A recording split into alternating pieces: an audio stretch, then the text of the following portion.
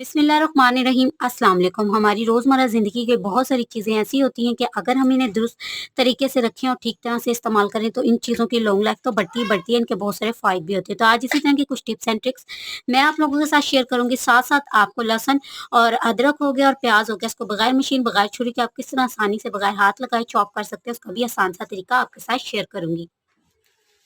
तो सबसे पहली टिप जो मैं आप लोगों के साथ शेयर कर रही हूँ, तो हमारे घर में मेन हो या हमारी खुद की भी जूतियाँ वगैरह इस तरह की होती हैं जो एक्सपेंसिव होती हैं, ये काफ़ी महँगी पड़ती हैं और कुछ टाइम बाद इनके ऊपर लगा हुआ तिला या इस तरह का कुछ काम होता है जो ख़राब हो जाता है। तो आप किस तरह से इनकी लॉन्ग लाइफ़ बढ़ा सकते हैं, इन्हें किस तरह से आसानी से सेव कर सकते हैं। और जब भी हमारे पास इस तरह की कोई चीज़ होती है तो सबसे पहले अगर इस पे कोई भी वेट पड़ता है तो इन चीज़ों का ये जो फ्रंट वाला एरिया होता है ये बैठ जाता है, ये ख़राब हो जाता है। तो आपने इस तरह बच्चों के शूज़, अपने हील्स, जूते कुछ भी रखना है तो उसमें आपने अखबार का टुकड़ा डाल के रखना है। इससे एक तो इनके अंदर स्मेल भी पैदा नहीं होती, दूसरा इनकी आगे से शेप भी ख़राब नहीं होती, तीसरा सबसे बड़ा फ़ायदा ये है कि अगर कोई हल्की-फुल्की नमी होगी, तो वो भी इसके जो जूते के अंदर की साइड होती है, वो सारी ये अखबार सोख कर लेगी। इन जूतों को सेव करने का बेस्ट तरीका ये है कि आप इस तरह की जो कपड़े की बनी थैलियाँ आती हैं, इनमें इन जूतों को डालकर रख सकते हैं। ये घर में एक्स्ट्रा पड़ी रहती हैं, इनसे इनके अंदर नमी नहीं जाती और जो नमी होगी वो ये थैली सोख कर लेगी और इससे इन जूतों की लॉन्ग लाइफ बढ़ जाएगी। चलते नेक्स्ट टिप और नेक्स्ट आइडिया की तरफ, तो ये भी जूतों से रिलेटेड है। सर्दी में हम सब बच्चे हों या बड़े हों, इस तरह के जूतों का इस्तेमाल करते हैं जो कि इस तरह कपड़े के बने हुए होते हैं और ये जूते जो हैं जब गंदे हो जाए तो इनको वॉश करना होता है। वॉश करने के बाद इनको सुखाना सबसे बड़ा मसला होता है। तो आप किस तरह आसानी से सुखा सकते हैं, तो आप इस तरह की जो कपड़े की थैली होती है उसमें इन जूतों को ऐड कर लें। इन जूतों को मैं ड्राई कर चुकी हूँ, उसके ऊपर प्रिंटिंग हुई हुई है, लेकिन आप सिंपल जो कपड़े का बैग होता है उसका यूज़ कीजिएगा। ईज़िली जब ग्रोसरी करने जाते हैं तो ये बैग हमें मिल जाते हैं और आप इन्हें इस तरह से ऊपर से गिरा लगाकर बिना, तो आपके जो जूते हैं वो स्पिन हो जाते हैं, ख़राब भी नहीं होते और आपकी वॉशिंग मशीन को नुकसान भी नहीं पहुँचता। तो आप इस आइडिया को ज़रूर से फ्रेंड ट्राई करें। चलते हैं नेक्स्ट टिप और नेक्स्ट आइडिया की तरफ। अक्सर बच्चे हमारे हाथ पर या कपड़ों पर ना पेन से लिख देते हैं। हाथ पर लिखें या कपड़ों पर लिखें, व्हाइट कपड़ों पर स्पेशली, तो इनमें से दाग उतारना बहुत मुश्किल होता है। तो एक आसान से तरीके से आप दाग निकाल सकते हैं। अगर परमानेंट मार्कर से लिख दिया है तो भी आपका ये दाग बहुत आसानी से निकल जाएगा। यहाँ मैं डायरेक्टली इस्तेमाल कर रही हूँ, आपने डिटॉल ले लेना और डिटॉल से हल्का हल्का रब करना है। इस दाग को निकालना काफ़ी मुश्किल होता है, लेकिन डिटॉल की मदद से कपड़ा हो या हाथ हो या कोई भी चीज़ हो, उस पर से ये दाग बहुत आसानी से रिमूव हो जाते हैं। परमानेंट मार्कर का अगर दाग है तो वो भी बहुत आसानी से रिमूव हो जाए। 100% वर्क करने वाली ट्रिक है। इससे आपको कोई नुकसान नहीं पहुंचेगा और आपका दाग बहुत आसानी से देखिए रिमूव हो जाता है और आप इसे आराम सुकून से वॉश कर सकते हैं। नेक्स्ट टिप और नेक्स्ट आइडिया की तरफ, तो हमारी बहुत सारी बहनें हैं या हम खुद भी जब कोई हिजाब करते हैं स्वेटर वगैरह के साथ, जब हम सेफ्टी पिन को लगाते हैं तो अक्सर ये देखिए सेफ्टी पिन हमारी जो है ना यहाँ पर जाकर अटक जाती है, जिससे इसको निकालने में भी प्रॉब्लम होती है और ये फंस जाती है और हमारी स्वेटर और चीज़ें भी खराब हो जाती हैं। तो जब भी आप ऐसी किसी चीज़ के साथ लगा रहे हैं सेफ्टी पिन को, तो आपने एक मोती ले लेना है और इस मोती को डालकर आपने इस सेफ्टी पिन को लगाना है। इससे सेफ्टी पिन कभी भी आपकी इस चीज़ के साथ नहीं अटकेगी और दूसरा सबसे बड़ा फ़ायदा ये होगा कि आपकी जो दुपट्टा वगैरह है वो भी ख़राब नहीं होती। चलते नेक्स्ट टिप और नेक्स्ट आइडिया की तरफ, तो ये देखिए ये टूथ पिन का जो यूज़ है ना हम सब लोगों के घरों में होता है और ये टूथ पिन की जो ये नीडल्स होती हैं ना, ये बहुत ज़्यादा शार्प होती हैं और हम दांत वगैरह की सफाई के लिए इसे यूज़ करते हैं। लेकिन अगर ये नीडल बच्चों के हाथ लग जाए तो बच्चे टीथ में से मार देते हैं, जिससे उनके टीथ में इन्फेक्शन वगैरह होने का यूज़ होता है। तो आप जब भी ये नीडल लेके आएँ तो आपने एक सिंपल सा काम करना है। आपने यहाँ पर सरसों का तेल ले लेना है, ठीक है जी, और हल्का सा अपना हाथ डिप कर लेंगे आप, फिर कोई रुई ले लें, उसकी मदद से ना जो ये नीडल के शार्प किनारे होते हैं ना, इस सारी नीडल्स के किनारों पर इस तरह से लगा कर ना हल्का सा आप इसको रखें।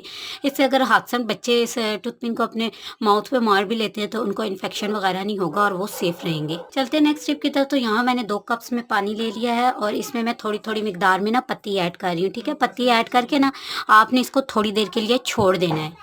हल्का सा आपने इनको मिक्स कर देना है और इन्हें एक साइड पर रख देना है। तो जो मैंने वो पानी यूज़ किया है वो नॉर्मल पानी है, ठीक है?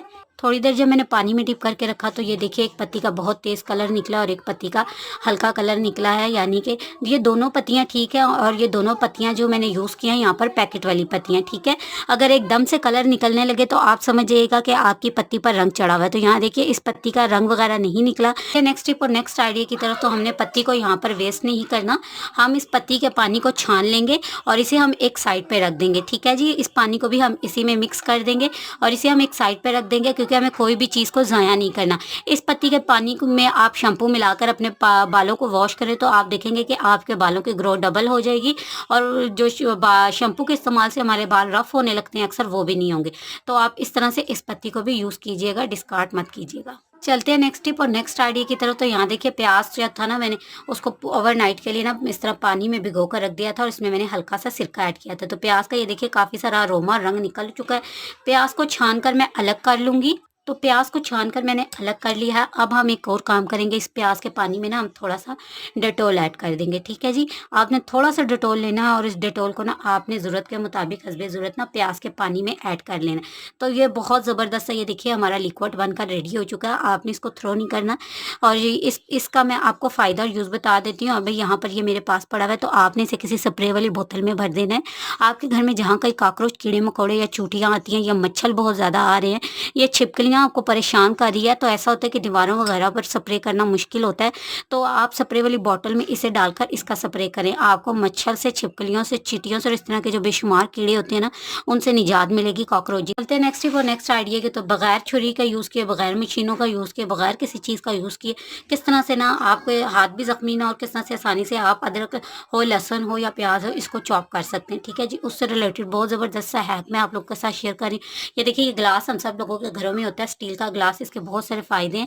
तो मैं इसी का एक फ़ायदा आपसे ये शेयर कर रही हूँ कि हम इस तरह की चीज़ों को ना बहुत आसानी से इसकी मदद से ना चॉप कर सकते हैं। चाहे लहसुन है, चाहे हरी मिर्च, कोई भी चीज़ है ना, तो बहुत आसानी से आप इसकी मदद से इसको बारीक बारीक सा चॉप कर सकते हैं। हमारा बहुत अच्छे से चॉप हो चुका है, तो आप ऐसे ही ना प्याज को भी चॉप कर सकते हैं। इसके भी बारीक बारीक से बहुत आसानी से आप स्लाइस कट कर सकते हैं।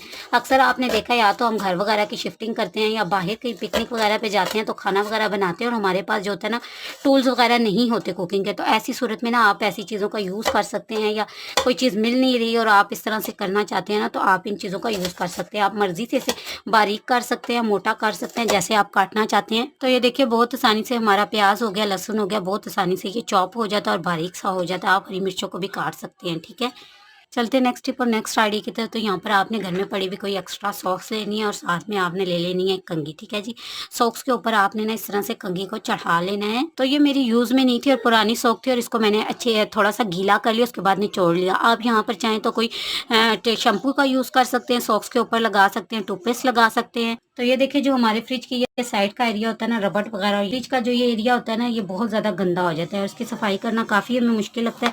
और इस सॉक्स की मदद से ना आप बहुत आसानी से इस रबड़ की यहाँ से ना ये देखिए सफाई कर सकते हैं। तो मैं दबा कर इसको साफ़ कर लूँगी। आप यहाँ पर शैम्पू में भी इसको गीला करके साफ़ कर हो जाएगा। तो यहाँ देखिए, रबड़ के जो एरियाज़ होते हैं ना, ये बहुत अच्छे से साफ़ हो चुके हैं। आप इसे मज़ीद भी नीट एंड क्लीन कर सकते हैं, और ये एक्स्ट्रा पड़ी हुई सॉक्स और कंघी भी हमारे यूज़ में आ जाती है। तो इस तरह से हमारी रबड़ को भी नुकसान नहीं पहुँचता। बहुत सारे बहन-भाई हैं जो वीडियोज़ देखते हैं, लेकिन चैनल को सब्सक्राइब नहीं करते। तो आप लोगों से गुज़ारिश होगी, प्लीज़ चैनल को ज़रूर से सपोर्ट किया करें, सब्सक्राइब किया करें और फीडबैक भी दिया करें। अपना रखें ख़्याल। अगली इसी तरह की इन्फॉर्मेटिव वीडियो के लिए मुझे दीजिए इजाज़त। अल्लाह हाफ़िज़।